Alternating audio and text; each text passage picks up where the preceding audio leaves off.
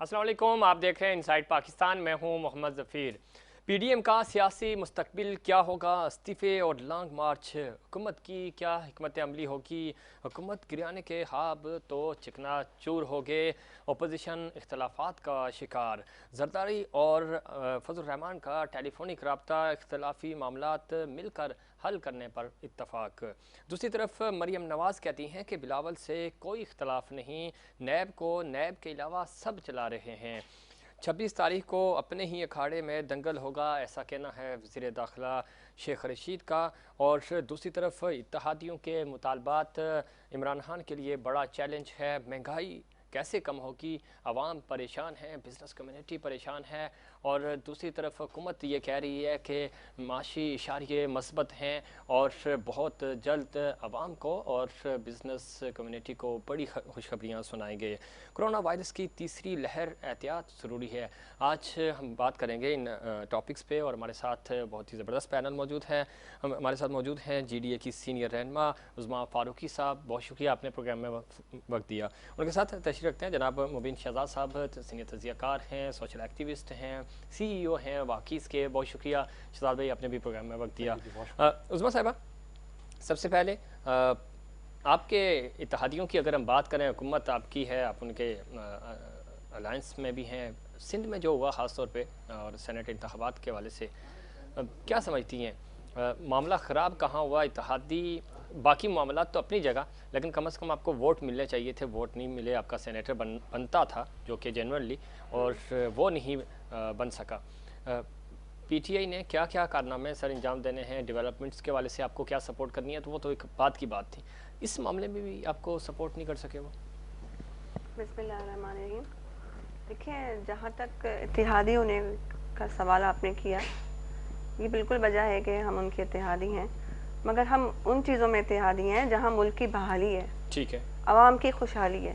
हम उन चीज़ों में इत्तेहादी नहीं है जहाँ आवाम भूखों मर जाए और मुल्क पीछे चला जाए। इस तरह का इत्तेहाद नहीं है हमारा उनसे। ठीक जी।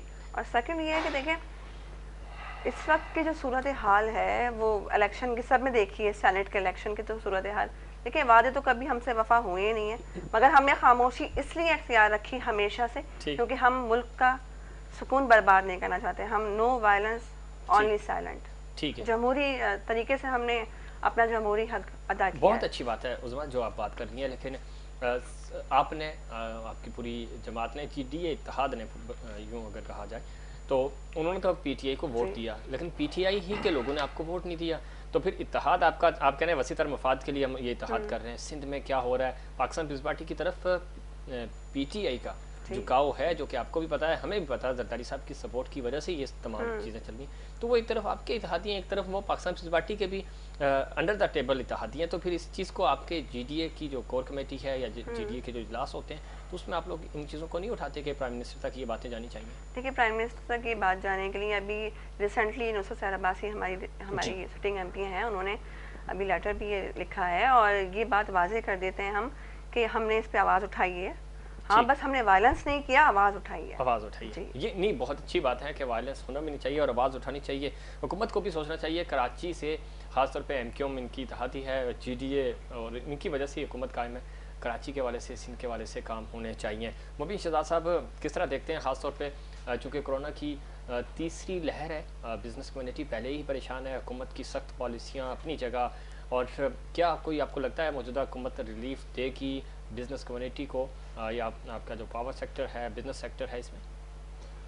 जी, पहले तो ज़फ़ीर साहब का बहुत बहुत शुक्रिया, थैंक यू सो मच जी आपके चैनल का भी कि आपने मुझे इनवाइट किया। मैं सिर्फ थोड़ी सी बात ये करना चाहूँगा कि गवर्नमेंट को चाहिए कि ज़रा कुछ सोचे इस बारे में जी, कि आप जो कह रहे हैं कि हम शॉप्स वगैरह और जो मार्केट्स वगैरह जो हैं उसकी हम टाइमिंग कर देंगे सुबह 9 बजे से लेकर शाम 6 बजे तक, ठीक, जो कि ज़रा सा नाजायज़ है। ठीक है, देखें, आप जितना शॉर्ट पीरियड रखेंगे उससे क्या होगा कि जो लोग बाहर निकलने वाले हैं उन्हें टाइम कम मिलेगा। जब टाइम कम मिलेगा तो अंडरस्टूड बात है, रश बढ़ेगा। सही, तो मुझे तो ये समझ में नहीं आ रहा है कि इमरान खान साहब माशाल्लाह एक अच्छा यानी कि वो लेकर आए हैं पाकिस्तान के अंदर, हमें बता कर आए हैं कि हम नया पाकिस्तान लेके आ रहे हैं, सही, ठीक है।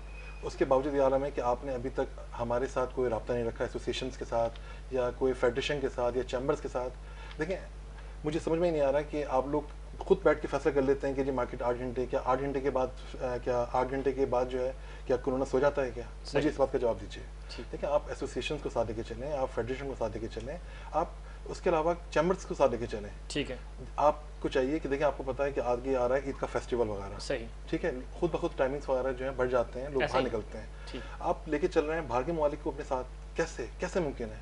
यहाँ का वेदर देखें, बाहर का वेदर देखें, यहाँ गर्मियाँ स्टार्ट हो जाती हैं, जो इस वक्त माहौल चल रहा है, मार्च का महीना चल रहा है, आपको अंदाजा होगा कि आगे जाके क्या सूरत हाल चल रही होगी गर्मी के अंदर। ठीक है। आप समझते हैं कि कस्टमर 9 बजे निकल जाता है सुबह को? नहीं, ऐसा नहीं है। ऐसा नहीं है। खास तौर पे कराची की अगर हम हाँ। बात करें तो कराची में तो 12-1 बजे तो सुबह हो रही होती जी बिल्कुल, मैं पूरे पाकिस्तान की बात कर रहा हूँ आपसे। आप ये देखें कि आपको चाहिए कि आप टाइमिंग ऐसे रखें, आप मार्केट कहें जी 12 बजे खुलेगी और रात को 12 बजे बंद होगी। सही। आप 12 घंटे का लोगों को दें, ये मत कहें कि हम 6 घंटे देंगे, 7 घंटे देंगे काम अच्छा, करने इसमें के एक लिए। चीज़, एक सजेशन, लास्ट टाइम जब कोरोना का प्रॉपर लॉकडाउन लगा था उस वक्त भी हमारी ये सजेशंस थी, 24 आवर्स मार्केट्स को कर दें तो क्या फ़र्क पड़ता है? आप या 24 आवर्स ना भी करें, कुछ ऐसी लोकेशंस हैं जहाँ पे 18 घंटे आप कर 15 सकते हैं। घंटे तो दें ताकि उसमें 2 शिफ्टें लग सकें। ठीक। अगर आप 15 घंटे दे देते हैं मिसाल के तौर पे, सही। इसमें फ़ायदा है, आवाम को ही फ़ायदा है, आपको ही फ़ायदा है। ठीक। इसमें फ़ायदा आपका ये है कि देखिए, लोग निकलेंगे, उनको पता है कि मार्केट खुलेंगी, रश नहीं लगेगा। सही। आप एसओपीज़ पे जोर दे रहे हैं ना, लेकिन आप ये भी तो सोचें कि कैसे मुमकिन है इतनी गर्मी के अंदर 2 बजे 3 बजे खवातीन अपने बच्चों को छोड़कर मार्केट में निकलेंगी, खवातीन वगैरह लेने के लिए। सही। तो मेरा तो मशवरा ये है कि इमरान खान साहब, आपने बड़ी मेहनत कर ली है, आपको एक नया पाकिस्तान की वजह से सबने वोट दिया था, सही। वो नया पाकिस्तान नजर नहीं आ रहा। नजर नहीं आ रहा। वो बिल्कुल क्यों सही। नजर नहीं आ रहा कि आप ना एसोसिएशन को साथ लेके चल रहे हैं, ना आप चैम्बर को साथ लेके चल रहे हैं, ना आप फेडरेशन को साथ लेके, आप चलते हैं अपने मिनिस्टर्स के साथ। ठीक है। भाई, आप थोड़ा सा हमें भी मौका दें। हम लोग करोड़ों रुपए टैक्स अदा करते हैं, लेकिन उसके बावजूद भी हम चोर हैं। सही। अगर कहीं भी देखा जाए तो सबसे बड़ा बिजनेसमैन ही चोर कहलाता है, इसमें तो कोई डाउटफुल बात ही नहीं है। ठीक है, इसमें कोई शक नहीं। और बिजनेस कम्युनिटी की वजह से बहुत, चूँकि पूरे मुल्क की इकॉनमी जो है वो इनकी वजह से चलती है, इनका ख्याल रखना होगा। उज़मा साहिबा, किस तरह देखती हैं ख़ासतौर पे जब हम इत्तेहाद की बात करते हैं, और अभी रिसेंटली चूँकि सेनेट इंतखाबात हो चुके हैं, अब लगता है कि सिंध में कोई तब्दीली आएगी, नैब के हवाले से जो कार्रवाइयाँ थी शायद वो तेज़ होंगी या कोई एहतसाब होगा, क्योंकि सबसे बड़ा स्टेक जो है वो पाकिस्तान पीपल्स पार्टी का सिंध में। सिंध में ये अपनी हुकूमत बचाने के लिए अभी PTI के साथ खड़े होने की कोशिश कर रहे हैं, जो कि कल मुराद अली शाह साहब और इन्होंने भी कहा कि इतनी ज़्यादा दूरी नहीं है, तो थोड़ा सा ही फ़र्क है। तो किस तरह आप इस चीज़ को कैसे जस्टिफाई करेंगे, अपने वोटर्स को कैसे बताएंगे कि एक तरफ तो हम जंग लड़ रहे हैं, साथ दे रहे हैं पाकिस्तान तहरीक इंसाफ का, दूसरी तरफ पाकिस्तान तहरीक इंसाफ का झुकाव जो है वो पाकिस्तान पीपल्स पार्टी जो कि आपकी मुखालिफ जमात है, तो कैसे बैलेंस करेंगे इन चीज़ों को? देखिए, इस चीज़ को बैलेंस जो है वो हम जमहूरी तरीके से ही करेंगे, क्योंकि ये जमहूरी मुल्क है, जमहूरियत ना होने के काबिल है, ये जानते हैं हम, नहीं है जमहूरियत यहाँ, मगर हमने हमेशा से जमहूरियत पे बिलीव किया है। सही। क्योंकि मुल्क बनता है हुक्मरानों से, उसके बाद आवाम से। ठीक। जब हुक्मरान तो हमारे पास भरमार है, सही, मगर आवाम पुरसान हाल कोई नहीं है, आवाम का कोई पुरसान हाल नहीं है। हाँ, हम अलायंस में अभी हैं, अब अगर इनका यही रवैया रहा और आवाम को रिलीफ नहीं दिया गया तो आगे फिर कुछ फैसले होंगे। सही, ज़रूरी तो नहीं है, बिल्कुल होने चाहिए। और ये फैसले कब होंगे? क्योंकि अगर हम पूरे सिंध की बात करें, कराची समेत, तो डेवलपमेंट नहीं हुई, 13 साल मुसलसल पाकिस्तान पीपल्स पार्टी को हो गए हैं। और अंदरूनी सिंध की अगर हम बात करें, आप खुद जाती हैं वहाँ देखती हैं, तो वहाँ पे साफ पानी नहीं है पीने के लिए, कुत्ते के काटने की वैक्सीन तक नहीं है, और लाड़काना जो मेन पाकिस्तान पीपल्स पार्टी का सियासी किबला कहलाता है, वहाँ पे डेवलपमेंट्स नहीं हो रही है, तो बाकी थर तो बहुत दूर की बात है। तो इस पे आप कोई आवाज़ उठा रही है फ्लोर पे भी, और आपकी जो आपका जो इत्तेहाद है, और ख़ास तौर पे प्राइम मिनिस्टर तक आप अंदरूनी सिंध की सूरत हाल पहुँचा रही हैं? देखिए, सूरत हाल तो हर तरीके से प्राइम मिनिस्टर साहब तक पहुँच रही है, ये तो कहना बिल्कुल गलत होगा कि वो अनजान है। ठीक।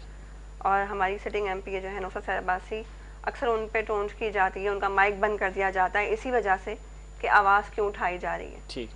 तो देखें, GDA का मकसद ही एक इत्तेहाद से लेके लोगों के लिए आसानी करना और चलना है। सही। तो आवाज़ हमने पहले भी उठाई है और अभी भी उठा रहे हैं, और फिर भी उठाते रहेंगे, आगे भी उठाते रहेंगे। सही। क्योंकि सिंध के अंदर देखें, सिंध पाकिस्तान का दिल है, और यहीं से आप इतने बिगाड़ और इतनी करप्शन मचा के रखी हुई है। सिंध का दरअसल कार्ड जो है, आपको पता है वो किस पार्टी के हाथ में है। ठीक। वो चले आप कार्ड खेल रहे हैं, सही, तो कभी तो उस कार्ड को रख दें। अच्छा। ताकि कुछ तो आवाम का भला हो। तो महंगाई जाती मुफाद के लिए क्यों, फिर मुल्क के मुफाद के लिए होना चाहिए ना। मुल्क के मुफाद के लिए किसने सोचा? देखें, हमें ना सियासतदान नहीं मिल रहा है। अच्छा। सच्ची है, ये सच्ची बात है तो ये बिल्कुल। इतने सारे सियासतदान ने तो आपको नहीं, घुसवाई। मैं इनको सियासतदान नहीं समझती। क्या लीडर है? लीडर जो होता है वो सिर्फ अपनी पार्टी को रिप्रेजेंट करता है, अपनी पार्टी को लेके चलता है। सियासतदान अपने मुल्क को लेके चलता है। सही। ठीक है। कायद-ए-आज़म मोहम्मद अली जिन्ना, पीर पगाया साहब, सूर्या बादशाह, जिन्होंने वतन और कफन का नारा लगाया था, बिल्कुल। ठीक है, उन्होंने तो नहीं कहा कि सिर्फ सिंध मेरा या कश्मीर मेरा, उन्होंने तो पूरे पाकिस्तान पूरे के लिए पाकिस्तान जान की, दी। पूरे वतन की बात की। तो फिर ये ना आप बताएं कहाँ है सियासतदान, लीडर्स हैं। ये आपकी उज़मा बिल्कुल ये बात सही है। जज्बा हुब्बुल वतनी और ख़ास तौर पे पाकिस्तान पहले होना चाहिए और तरजीहात हमारी होनी चाहिए आम आवाम के लिए। पाकिस्तान से मतलब आम आवाम ही है। जब तक आप उनके दुख दर्द को नहीं समझेंगे, अगर आपने एलीट क्लास को ही सपोर्ट करनी है, उन्हीं के लिए आपने प्राइम मिनिस्टर चुनने हैं, उन्हीं के लिए आपने मिनिस्टर्स चुनने हैं और उन्हीं में से आपने मिनिस्टर चुनने हैं, तो फिर इमरान खान साहब आप जो नए पाकिस्तान का दावा कर रहे थे, नए पाकिस्तान के जो नारे लगा रहे थे, उस नए पाकिस्तान में अगर पुराने पाकिस्तान वाली जो सिलसिला है, जो रिवायात हैं, अगर वही चलेंगी तो नए और पुराने पाकिस्तान में हम फ़र्क कैसे करेंगे। हम चूँकि अपने कंटेनर पे खड़े होके फिर 22 साल जद्दोजहद आपकी, जिसका आप बार बार रेफरेंस देते हैं, उस वो था ये कि आपने इस सिस्टम को ब्रेक करना है, तो वो सिस्टम हमें ब्रेक होता हुआ नज़र नहीं आ रहा। आपके लेफ़्ट और राइट वही लोग मौजूद हैं जो जरदारी साहब की कैबिनेट का हिस्सा थे, जो मियां नवाज शरीफ साहब की कैबिनेट का हिस्सा थे, जिनको आप चोर कहते थे, जिनको आप पंजाब का डाकू कहते थे। तो अगर उन्हीं लोगों के साथ आप तब्दीली लेके आ रहे हैं और उन्हीं मिनिस्टर्स के साथ आप तब्दीली ला रहे हैं, तो तब्दीली नज़र नहीं आ रही। आज बिज़नेस कम्युनिटी भी परेशान है, आज बाकी आपकी जो अलायंस पार्टीज़ हैं वो भी परेशान हैं। तो डिलीवर करें। 2 साल रह गए आपके पास और अगर ये 2 साल में भी आप डिलीवर नहीं कर सके तो फिर पाकिस्तान के अवाम को मायूसी होगी, क्योंकि बहुत ज़्यादा उम्मीदें पाकिस्तान के अवाम ने आपसे लगाई थी। मोबिन शहजाद साहब, इस वक्त कोई शक नहीं, चाहे बिज़नेस कम्युनिटी हो, और ख़ास तौर पे जब हम कराची की बात करते हैं, कराची ने 2013 में भी पीटीआई को 8.5 लाख वोट दिए थे, जब यहाँ कोई सोच भी नहीं सकता था। उसके बावजूद पीटीआई का ये रवैया, यहाँ से मिनिस्टर्स भी हैं, प्राइम मिनिस्टर भी यहाँ से बने, प्रेसिडेंट भी यहाँ से बने, और उसके बावजूद कराची का बिज़नेस सेक्टर हो या कराची की डेवलपमेंट हो, उस पर काम नहीं हो रहा। आपकी जो गुजारिशात होती हैं, क्या वो वहाँ तक पहुँच नहीं पा रही, या उस पर वो उनकी विल नहीं है काम करने की? देखिए ज़फ़ीर भाई, बात यह है कि कराची जो है ना वो 65% रेवेन्यू देता है ऑल ओवर पाकिस्तान, जो कि बहुत बड़ा हिस्सा है। क्या कराची का राइट ही बनता कि इसको ट्रांसपोर्ट दी जाए तरीके से? क्या कराची को राइट ही बनता कि इसको रोड मैप दिया जाए? आप सोचें कि मैं अपने ऑफिस से भी आपके पास आ रहा हूँ, मुझे 1 घंटा और 15 मिनट लगे हैं पहुँचने के अंदर। सही। डिफेंस से लेके मैं यहाँ पहुँचा हूँ, मुझे पूरे 1.25 घंटा लगा है। ठीक है। क्या कराची का कोई राइट नहीं बनता? कराची का कोई हक नहीं है? ये जो 65% रेवेन्यू भी दे रहा है साथ में, और इतना ज़िल्ल-ख़्वार भी हो रहा है। तो सबसे पहले तो आपको चाहिए कि आप पाकिस्तान के लिए, मैं कराची की बात नहीं कर रहा, मैं पाकिस्तान की बात कर रहा हूँ, आप अपना एजुकेशन सिस्टम सही करें। सही। नंबर 1। नंबर 2, आप रोड मैप सही करें। ठीक। आप, मैं लाहौर जाता हूँ, मैं इस्लामाबाद जाता हूँ, मुझे खुशी होती है। सही। आप जाके देखें रिंग रोड, सही। आप जाके देखें मोटरवेज। सही। क्या है कराची के पास? वही ट्रैफिक, वही पुरानी ट्रांसपोर्ट। तो आप क्या समझते हैं कौन जिम्मेदार है कराची की इस बदहाली का? देखें, मैं पुरानी बातें नहीं कर रहा आपसे इस वक्त। मैंने ये सोच के वोट दिया था, ये समझ के वोट दिया था कि नया पाकिस्तान। ठीक। नया पाकिस्तान क्या था? सही। क्या ख्वाब दिखाए गए थे? ठीक। क्या आप समझते हैं कि वो ख्वाब पूरे हो रहे हैं? नहीं। अभी तो 3 साल हो गए हैं, कह रहे हैं कि पूरे हो जाएंगे। देखें, अगर आप चाहते हैं कि आपकी साथ मजबूत हो तो आपको देखना पड़ेगा, समझना पड़ेगा। आपको बिजनेस कम्युनिटी को, आपको अपने साथ फेडरेशन को, चैम्बर को, इसके अलावा एसोसिएशन को साथ लेके चलना। इस पे पाकिस्तान पीपल्स पार्टी का मौक़िफ़ भी लेते हैं। सेनेटर ज्ञान चंद साहब ने ज्वाइन किया है, सीनियर रहनुमा है पाकिस्तान पीपल्स पार्टी के, सीनियर सियासतदान है। बहुत शुक्रिया ज्ञान चंद साहब, आपने प्रोग्राम में वक्त दिया।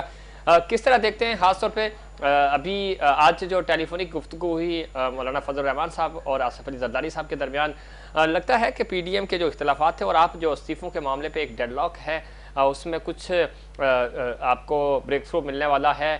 और फिर दूसरी तरफ चूँकि पाकिस्तान पीपल्स पार्टी अभी भी अपने मौक़िफ़ पे डटी हुई है, तो क्या आप समझते हैं कि आप इस्तीफ़े देंगे या उनको कायल कर लेंगे? Thank you.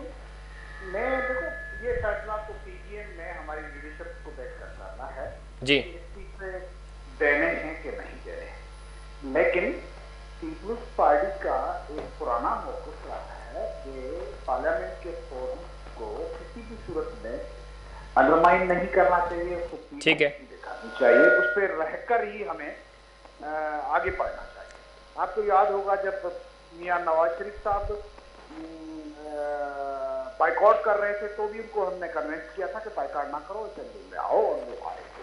ठीक है। और इमरान खान भी जब धरना देकर बैठ गए थे तो भी हमने उसको नून लीग वालों को भी मनाया था और पीटीआई वालों को भी मनाया था, वापस लेकर आए थे पार्लियामेंट में, सैलरीज के साथ बिठाया और बाकी कैडर जो है वो उन्होंने पार्लियामेंट के अंदर बैठकर अपनी जो मुतालबात हैं, डिमांड की रखी, एहतजाज भी किया, जो भी है फोरम को उन्होंने इस्तेमाल करते हुए आगे बढ़े। ठीक है। अब भी हमारा मौक़िफ़ वही है। आगे चलकर पीडीएम की लीडरशिप जब बैठती है तो क्या फैसला करती है उसको फॉलो करना पड़ेगा, लेकिन मैं समझता हूँ कि हम पार्लियामेंट के अंदर रहकर बाकी भी जो है चीज़ें वो इस्तेमाल करेंगे। आखिरी ऑप्शन के तौर पे किस जगह पे कैसे चीज़ों को इस्तेमाल करना है इसके लिए लीडरशिप कोई फैसला करेगी तो आगे मामला करेगा।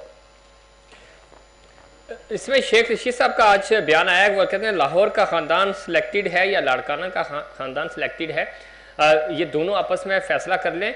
और दूसरी तरफ वो ये कह रहे हैं कि 26 तारीख को, चूँकि आप तो खैर उसमें नहीं होंगे, जो दंगल होने जा रहा है ये जो है पीडीएम तो वैसे ही टाइम फिश हो चुकी है और आखिरी कील होगी, उसके बाद पीडीएम आपको कहीं नज़र नहीं आ रही। तो आप भी यही समझते हैं कि शायद पीडीएम की आखिरी रसूमात चल रही है? देखिए, पीडीएम की जो मरियम नवाज शरीफ के साथ हमारा डेलीगेशन जाएगा और भरपूर शिरकत करने का ऐलान हो चुका है। कमर जमा कारा की लीडरशिप में हमारी वहाँ पे पार्टिसिपेशन, भरपूर पार्टिसिपेशन होगी मरियम के साथ। तो मैं समझता हूँ कि पीडीएम में कुछ इख्तलाफात आए थे इस्तीफों के वजह से, जो अभी खत्म होंगे। ये 2 दिन का इनको खुशियां मनाने का गवर्नमेंट वालों को था, अभी दोबारा इनके लिए वो चैलेंज खड़ा है और चैलेंज रहेगा जब तक ये नहीं गुजरते हैं और आवाम के मसाइल को हल नहीं करते। ठीक है ज्ञानचंद साहब, कल आपने भी बयान सुना होगा और कल की जो गुफ्तगू थी, इमरान इस्माइल साहब ने भी कहा और सीएम सिंध ने भी कि पीटीआई और पीपी में कुछ ज़्यादा दूरियां नहीं है, थोड़ा सा ही फ़र्क है। आपको लगता है कि शायद कोई इन फ्यूचर आपका इत्तेहाद होने जा रहा है पाकिस्तान तहरीक इंसाफ के साथ? और थोड़ा सा चूँकि पीडीएम की जो लीडरशिप है वो भी ये सोच रहे हैं कि झुकाव जो है वो डील या कोई ढील हुई है, तो आप किस तरह देखते हैं इस पूरी डेवलपमेंट को? देखिए, पीटीआई को तो पीटीआई के लोग छोड़कर जा रहे हैं, तो दूसरी पेड़ी में कौन बैठेगा? पीपल्स पार्टी और पीटीआई का साथ ये जो है सोचने से भी बाहर है। ठीक। तो मैं समझता हूँ कि पीटीआई की तो बेड़ी यूँ समझे तो डूब ही चुकी है। उन्होंने इतने मसाइल खड़े किए हैं, महंगाई से लेकर फॉरेन पॉलिसी से लेकर ये माफियाज को पालने से लेकर ये तहरीक इंसाफ के नाम पे एक दबा बन चुके हैं, उनके साथ कोई नहीं आगे चल सकता। ठीक है, ये दूसरी बेड़ी है, उसको कोई नहीं। ठीक है ज्ञानचंद साहब, हमारे साथ स्टूडियो में मुबीन शहजाद साहब मौजूद हैं, सीनियर तजज़ियाकार हैं, और उनके साथ उज़मा फारूकी साहिबा मौजूद हैं, सीनियर रहनुमा हैं जीडीए की। आपसे पहले हम गुफ्तगू कर रहे थे सिंध के हवाले से, ख़ास तौर पे सिंध में डेवलपमेंट के काम नहीं हुए, एजुकेशन सेक्टर में काम नहीं हुआ, हेल्थ में बहुत ज़रूरत है काम की, और वो ये कह रहे थे कि हम फ्लोर पे ये चीज़ें हाईलाइट करते भी हैं, लेकिन उसके बावजूद सिंध उस तरह डेवलप नहीं हुआ जिस तरह होना चाहिए था। 13 साल मुसलसल आपके पास इख्तियारात रहे, आपके पास हुकूमत रही, तो सिंध की डेवलपमेंट क्यों नहीं हो रही? देखें, हाँ, इस बात से मैं भी इत्तेफाक करता हूँ कि उतना डेवलप नहीं हुआ जितना होना चाहिए। 13 साल हमारी हुकूमत रही है, उसमें हमारे साथ क्या मसाइल आए थे, कैसे ट्रैफिक जैम पे नोटिस दिए जाते थे कोर्ट की तरफ से, कैसे हमें ट्रांसफर पोस्टिंग पे तंग किया जा रहा है, वो सब चीज़ें उसके बावजूद भी सिंध ने काफ़ी प्रोग्रेस किया है। बाकी प्रोविंसेस की कंपेरिजन में दिया है ना हमारे माली वसाइल का, तो ऐसे पता चलेगा ना कि खैबर पख्तूनख्वा में क्या हुआ है, बलूचिस्तान में क्या हुआ है। फिर हमारे एनएफसी अवार्ड के पैसे नहीं मिलते हैं, ऐलानात करके फेडरल फंड के वो ये हमारी हुकूमत उससे मुकर जाती है। ये 162 लेकिन इसमें ज्ञानचंद साहब जो सूबे के अपने फंड हैं जो आपने जनरेट करने हैं, वो भी तो डेवलपमेंट उस पर भी तो नहीं हुई ना। सूबे के अपने फंड से आप देखेंगे कि हमारा गवर्नमेंट इंस्टीट्यूट को आप देखें, हमारे NICVT को देखें, ये हमारा रोड, लेकिन NICVT भी वफाक का प्रपोजल किया हुआ प्रोजेक्ट है, और इलेक्ट्रिक पावर जनरेशन में हमारी प्रोग्रेस देखें। ठीक। तो अब सिंध की जो प्रोग्रेस है उसकी कंपेयर कंपेयर बाकी सूबों से नहीं है। ठीक है ज्ञान साहब, आप लाइन पे रहिएगा, हम जान लेते हैं आपकी पोजीशन के लिए हमारे पास मौजूद हैं उज़मा फारूकी साहिबा। उनसे पूछते हैं कि बाकी क्या जो ज्ञान साहब बातें कर रहे हैं आपको पूरे सिंध में, ख़ासतौर पे अंदरूनी सिंध में ये चीज़ें नज़र आ रही हैं? यानी उज़मा फारूकी साहिबा ये कह रहे हैं कि ठीक मानते हैं कोई इतनी डेवलपमेंट ज़्यादा नहीं हुई, लेकिन बहुत बेहतर है। हम सिंध से पंजाब से सॉरी KP से बलूचिस्तान से बेहतर है सिंध। नहीं, ऐसा तो हमें नजर तो नहीं आया। अच्छा। इन्होंने किस हवाले से ये बात कही मुझे समझ नहीं आया। जहाँ पर वैक्सीन नहीं है कुत्तों के काटने की, तो आप समझते हैं कि वो और उन्होंने प्रोजेक्ट बनाए हैं और चीजें बेहतरी की हैं, ये सरासर गलत है। तो NICVD इन्होंने गिनवाया, बड़ा अच्छा प्रोजेक्ट है वैसे ये। तो ये वफाक के अंदर है। अच्छा, और NICVD है, चले मान लेते हैं, चले इन्होंने करवा दिया। ठीक, देखें एक प्रोजेक्ट की बात नहीं हो रही। सिंध 13 साल किसी के हाथ में रहने के बावजूद अगर मेरे पास अगर 13 साल कोई चीज है और मैं उसको एक प्रोजेक्ट को कंप्लीट करके और दिखा दूं कि जी मैंने ये काम कर दिया, सही, तो ये बड़ी है। ये थरकोल की बात कर रहे हैं। थर में बड़ी डेवलपमेंट हो रही है, प्लांट्स लग गए हैं। थर में जो प्लांट्स लग रहे हैं और जो भी हो रहा है वो हमें सब पता है। अच्छा। और वो कौन कर रहा है, कैसे हो रहा है, ये भी ये जानते हैं। ठीक, कौन कर रहा है? ये नॉलेज थोड़ी बढ़ा लें। नहीं, अब देखें वो सबके सामने आ जाएगा कि कौन कर रहा है। मुल्क को बचाने के लिए कहते हैं ना कि ये बहुत छोटा सा एक खित्ता है इस दुनिया का। सही। और इसको अल्लाह पाक ही चला रहा है, क्योंकि हमारे पॉलिटिशियंस ने तो कोई कसर छोड़ी नहीं है। खासकर सिंध का जो हाल है, सही, आप हॉस्पिटल्स के अंदर जाके हाल देखें, आप अंदरूने सिंध जाके हाल देखें। आप कहते हैं कि आपने सक्खर से कश्मीर तक रोड बना दिया। सही, क्या सक्खर से कश्मीर तक ही सिंध है? सही। कराची सिंध का हिस्सा नहीं है? सही। कराची के अंदर आप मुझे बताएं रेड जोन एरिया के अलावा इन्होंने कोई सड़क अगर बनाई है? मैं इंडस्ट्रियल एरिया में खुद जाके देख चुकी हूँ, ठीक है, जहाँ से इनको इतना फंड मिलता है। सही। आप वहां जाके जरा देखें, आप आधे घंटे तक तो चक्कर आएंगे आपको कि मैं कहाँ से गुजर के आया हूँ। ठीक। और वहाँ आए दिन हादसे होते हैं, वहाँ आए दिन हादसे हैं। तो ये तो बहाल कर लें, फिर आप कोई और प्रोजेक्ट बताइएगा हमें। ज्ञान चंद साहब, आपने गुफ्तगू सुनी, उज़मा साहिबा गिनवा रही थी कि कोई डेवलपमेंट नहीं हुई, कुत्ते के काटने तक की वैक्सीन नहीं है, बच्चे भूख कोई इफ्लास से मर रहे हैं, थर में कोई डेवलपमेंट नहीं है। एक आध सड़क बनाने से क्या सक्खर से कश्मीर तक अगर एक रोड बन गया तो उस रोड को ही आप पूरा सिंध समझते? कश्मीर का बत नहीं है, कराची से आपको नंगर पार्कर का रोड भी देखना पड़ेगा, कराची से आपको उमरकोट का रोड भी देखना पड़ेगा। लेकिन ये तो बताएं कि ये जो हमारा मोटरवे है वो PPP बोर्ड पे कितने सालों से रुका हुआ है, सक्खर हैदराबाद का पोर्शन, वो क्यों नहीं कर रहे हैं? ये बदनीयती है। हालांकि उसमें पैसा जो है फेडरल गवर्नमेंट को नहीं देना है, क्यों फाइनलाइज नहीं हो रहा है? तो इनको कुत्ते की याद है। अभी कोर्ट ने भी अजीब सा एक फैसला दे दिया, लेकिन इनको देखना चाहिए कि NICVD को हमने डेवलप किया, हम कब्जा करेंगे। क्या वो इनकी जिम्मेदारी नहीं है? कोई ये पूछे ना, पूरे सिंध में बनी है। एक यूनिवर्सिटी तो क्यों है, वो प्राइम मिनिस्टर हाउस को यूनिवर्सिटी बनी थी, उनका क्या हुआ? वो गवर्नर हाउस का जो बनना था यूनिवर्सिटी, प्लेग्राउंड बनने थे, वो कहाँ गए? ये तो नहीं, ये ठीक है ज्ञान चंद साहब, आप जो बातें कर रहे हैं, लेकिन ये जवाब नहीं है। जवाब ये है कि आपकी जो जिम्मेदारी बनती थी, क्या आपने वो जिम्मेदारी पूरी की? 13 साल आप मुसलसल, कोई भी आपके साथ शेयर होल्डर नहीं था इस इक़्तिदार में, तो 13 साल में मेरे ख्याल में बहुत ज़्यादा काम हो जाने चाहिए थे। आज हमें डेवलपमेंट को तो कम अज़ कम इस पे बनना बात करते हैं, हॉस्पिटल्स बन जाने चाहिए थे, छोटे छोटे स्कूल्स बन जाने चाहिए थे। ये वो चीज़ें हैं जो आपके एजुकेशन मिनिस्टर खुद ये कह रहे हैं कि हम वो डेवलपमेंट नहीं कर सके सिंध में। दावा नहीं किया है कि हमारी आइडियल पोजीशन है। जी जी, जो फाइनेंशियल कंस्ट्रेंट्स के बावजूद भी सिंध ने प्रोग्रेस किया है। कराची में इनको जो फ्लाईओवर बने हुए हैं, जो कराची काफी हद तक सिग्नल फ्री है, वो इनको नजर नहीं आ रहा है। कराची के मेन आर्टरी जो रोड है नहीं ज्ञान चंद सब कराची, एक मिनट देखिए, कराची में आपने कारपेटिंग की, शारा फैसल की, 2 आपने फ्लाईओवर बनाए, ये कोई महंगा प्रोजेक्ट्स नहीं है। और कराची की एक रोड जो आपने कोई तकरीबन कोई मुश्किल से वो 5 किलोमीटर भी नहीं बनती, और वो किस वजह से, क्योंकि वहाँ पे किसका प्रोजेक्ट बना था, उसकी तरफ हम जाना नहीं चाह रहे। तो इसके अलावा कहाँ डेवलपमेंट हमें तो नज़र नहीं आ रही। हम कराची में रहते हैं, आप भी कराची में रहते हैं, कराची आते हैं, तो आपको कम से कम इस पॉइंट ऑफ व्यू पे तो ना कहें कि आपने अंडरपासेस बनाया, सिग्नल फ्री किया, ये तो कारपेटिंग थी। बहुत छोटे छोटे प्रोजेक्ट्स हैं, कराची को मेगा प्रोजेक्ट्स चाहिए। NICVD आपका मेगा प्रोजेक्ट है, उसकी हम तारीफ करते हैं। इसके अलावा आपके पास कोई मेगा प्रोजेक्ट नहीं है जो आप कराची में गिनवा सकें। गवर्नमेंट इंस्टीट्यूट मेगा प्रोजेक्ट है, फ्री ऑफ कॉस्ट हम जो है पूरे सिंध में दे रहे हैं। उनकी मैनेजमेंट में इश्यूज थे, लेकिन अब तो ये वैक्सीन भी 8,000 साढ़े 8,000 की दे रहे हैं ना। ये कहते हैं कि हमने हेल्थ कार्ड दे दिया क्या, ठीक है। हाँ, हम कहते हैं कि प्रोग्रेस बहुत स्लो हमारी हुई है, सही, लेकिन हम प्रोग्रेस कर रहे हैं। ये प्रोग्रेस, लेकिन प्रोग्रेस आपको ज्ञानचंद साहब बेहतर करनी होगी। 13 साल से सुबह आपके पास है, आप बेहतर करें, कराची को बेहतर करें, सिंध को बेहतर करें, क्योंकि आवाम ने आपको वोट दिए और आवाम के वोट का हक अदा करें। छोटी छोटी चीजें मैंने गिनवाई हैं, वो प्रोग्रेस हमारी। ठीक है, बहुत शुक्रिया। मुझे ब्रेक पे जाना, ज्ञानचंद साहब मुझे ब्रेक पे जाना है, बहुत शुक्रिया आपने प्रोग्राम में वक्त दिया।